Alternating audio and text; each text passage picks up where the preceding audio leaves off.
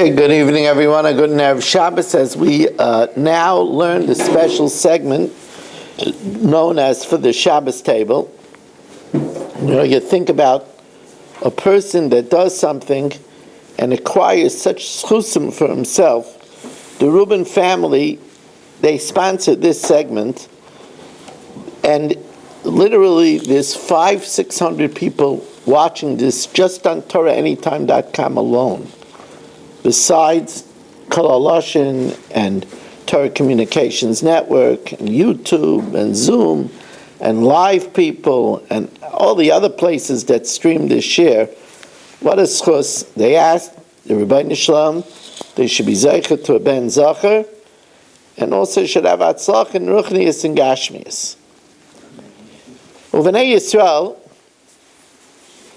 Paru vayishritzu vayirbu vayatzmu b'ma'od ma'od. They multiplied to a great amount. They had the 6 different words: Paru vayishritzu vayirbu vayatzmu b'ma'od ma'od. 6 different words that tell us that she should be keres echad, that they had sextuplets each time. And because there were so many, Vatimolei ha'oretz oisam, the world was filled, Mitzrayim was filled with them. Now this is a change from Vayeshvu Yisrael be'eretz Goshen, where they lived in their own community in Goshen. Now they swarmed all over Egypt. The Yalkut adds a damning piece of information. Vatimolei ha'oretz means molu tiatrios. They filled the theaters.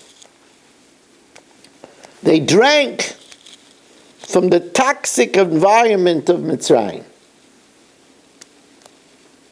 The environment of Mitzrayim was so toxic that they bring down that when it says in the Haggadah, Ani v'loi malach, Ani v'loi saraf, Ani v'loi shaliach, that Hashem says, I did it only myself, not a malach, not even a fiery angel, not the very best agent. So the Mefarshim say that even angels didn't want to go to Egypt.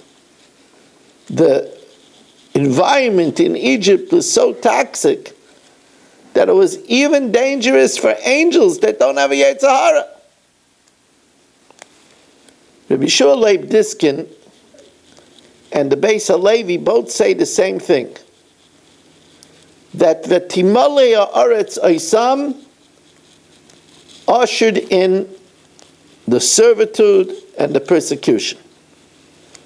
They say both the great Rabbi Shua ben Levi, Rabbi Shua Leib Diskin, and the Beis HaLevi, Zech Tzadikim V'Kedoshim L'Brachas Chusam Yogen Aleinu, that as long as the last Shevet was alive, the last Shevet to die was Shevet Levi. As long as Yaakov or one of his sons were alive, there was peace in Mitzrayim. When Levi passed away, then the Jews started to assimilate. And once they started to assimilate, then Hashem had to activate anti-Semitism. If there's no assimilation, there's no need for anti-Semitism. We're behaving. We're fulfilling what it says in the pasuk, Kedoshim Tiyu. Hashem says you should be holy, Ki Kadosh Ani Hashem. V'avdul eschem min hagoyim liyoisli. And I separated you from the nations to be mine, to be an Am Segula. So as long as we separate, there's no need for anti-Semitism. But once we started living with the Egyptians and going to their theaters, and the Medrash in the beginning of Shmais Rabbah speaks it out even more clearly. Rabbanan paschal la pischa la parshas ameacha. Rabbanan, they started darshaning Chumash Shmos, the story of the terrible travail in Egypt, with a pasuk in Hosea. Ba'Hashem bogdu, you dealt treacherously with Hashem. Ki bonim zorim yuladu, you begat strange children. Now what does that mean? What does it mean we had strange children? You have to know, it cannot mean that we slept with Egyptians. Because one of the things that we didn't do in Egypt is we didn't have any relations with the Egyptians. It says, "Vayakutzu mipnei bnei Yisrael." They were disgusted with us. We didn't have any relations. Later on, it would say in the Torah, "L'Ruvein mishpachas haRuveni, l'Gad mishpachas haGadi, l'Don mishpachas haDoni." Each of the Shvatim, it adds a hey in the beginning and a yud at the end.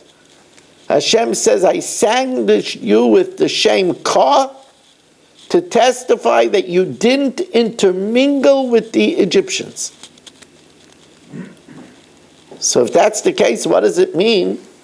Banim zorim yuladu. What does it mean that we begat strange children? We didn't intermarry. That was not a sin. That was a tremendous praise of the Jews, that they could have tried to get a better deal. They didn't sleep, except for one case that was publicized. They never slept with an Egyptian. But the Medrash says, you know why it says strange children? Kishemeis yaifze feifeiru bris milah. When Yosef died, we annulled the bris milah. Amru, this is a lashon of a Medrash. This is over 1,000 years ago. How it rings so familiar. Amru niya kimitzriyim, let us be like the Egyptians. Vatimali aretz haisam. Amru niya kimitzriyim, let's not be different. Says the Medrash, miyad, immediately, hapach libam, Hashem changed the heart of the Egyptians. The Egyptians liked the Jews. They liked the Jews. Yosef saved the land. When Yaakov came, the waters of the Nile rose and irrigated the land. Miyad hapach libam lisnoi amoy lisnakel ba'avodah. Immediately, when we assimilated, Hashem changed their heart to hate our people, to act deviously with his servants. This is a way, this is a safety valve that Hashem put in the world, which we see history repeats itself over and over again. Over and over again. We saw it happen in Spain. There was a golden age in Spain for hundreds of years. Jews lived in peace. But then they started to assimilate. They started to assimilate. Hashem brought the Inquisition. Hashem brought Torquemada.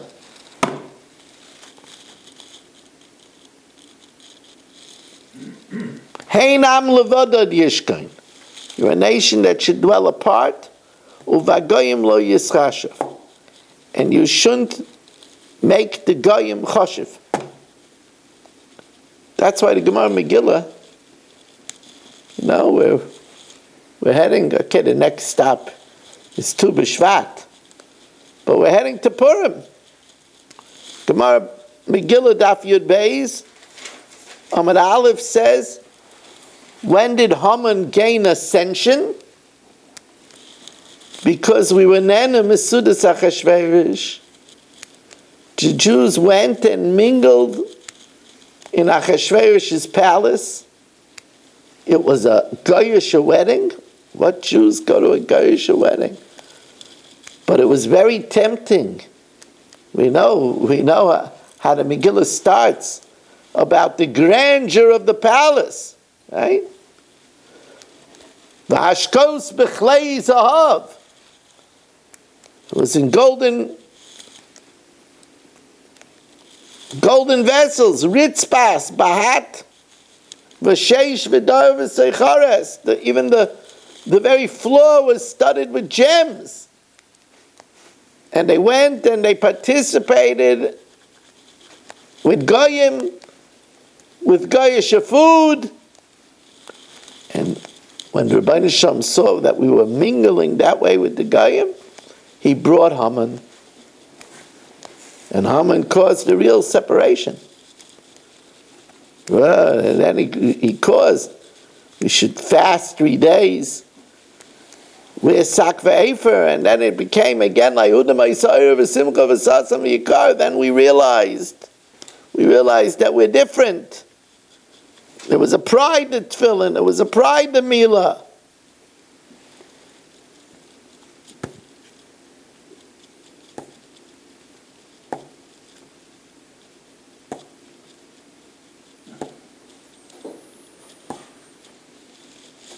Rabbi Twersky, in his Sefer on Chumash, he says he remembers when the ADL, the Anti-Defamation League, was so concerned that they didn't want to allow into the resorts Afro-Americans and Jews. That's what they were worried about. He says those places didn't serve kosher food. They were worrying about the wrong thing. You have to worry about that Jews should eat kosher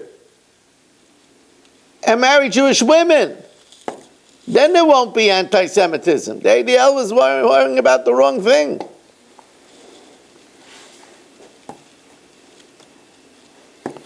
Vayokam melech chodesh al Mitzrayim asher lo yoda es Yosef.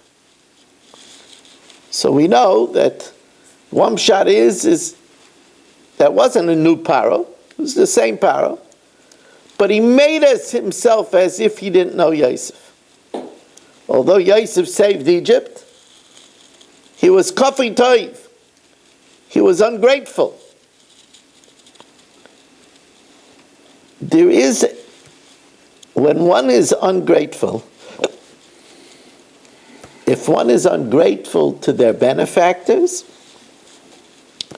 they will be ungrateful to God, which is very sensible. Because our benefactors, we see what they did for us. That's why the Chinuch says it's so important to respect parents, to honor parents. The mitzvah of Kabed Asavicha V'Esimecha, the fifth commandment, is on the luchas that are the mitzvahs between us and Hashem. Shabbos, belief in Hashem, not taking Hashem's name in vain. Why is it on the luchas? Because there are three partners in man: a father, a mother, and Hashem. Hashem says, I'm the silent partner. If you're grateful to your parents, I know you'll be grateful to me. And therefore Paro, who turned his back on Yosef and made that he didn't know him, that's the same Paro who said, he said this, Mi Hashem asher eshma b'koiloi. Who is this Hashem that I should listen to his voice? Lo yadati yes Hashem. I don't know Hashem. If we're ungrateful to people, then we end up being ungrateful and denying Hashem. By the way, the Rambam asks a question. It's a very basic question on the punishment eventually of Paro and the mitzvah. The Rambam asks, why was Paro punished? He was doing the will of Hashem. Hashem said in the Bris Bein Abasarim, Ki ger yeh zaracha be'eretz lo lahem. Your seed will be in a land that's not theirs. Va'avodim v'inu oisam arba mea shana. And I'll enslave them and afflict them for 400 years. So Paro could say, I'm a shlucha d'Rachmana. I did Hashem's will. I deserve a trophy. I deserve a yashikoyach. I deserve a pat on the back. The Raavad takes this question very seriously. And the Raavad answers, Paro went overboard. Hashem said, Va'avodim v'inu. Work them, afflict them, but not avodas perach. Not servitude till they crumble. You went too far. The Raavad said, for that Paro was punished. That's the way the Raavad learns. But the simple answer is Paro was talking, he was two-faced. He says, I want credit. I did your will, Hashem. How can he say I did your will, Hashem, when it's the same Paro that said, Mi Hashem, Asher Eshma B'Kailo, Lo Yadati Es Hashem. Who's Hashem?